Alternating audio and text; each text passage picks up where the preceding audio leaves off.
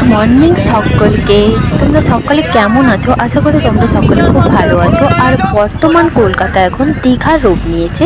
তোমরা দুর্গাপুজো দেখার সঙ্গে সঙ্গে দীঘার ফিলও নিতে পারবে এখন কলকাতায়। তো চলো তোমাদের সঙ্গে আজকে মিনি ব্লগ একটা শেয়ার করে দিই। আজকে আমার ছিল মর্নিং ডিউটি, আর আমাদের হসপিটালে ছিল আগমনের একটা অনুষ্ঠান।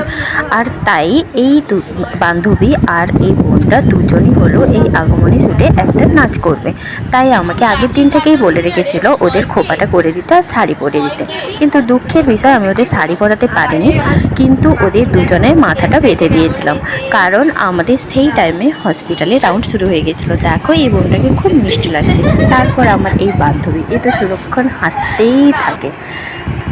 ডিউটি থেকে এসে তারপর একটা দিদির বার্থডে ছিল আগের দিন, সে আমাদেরকে ট্রিট দিয়েছিল।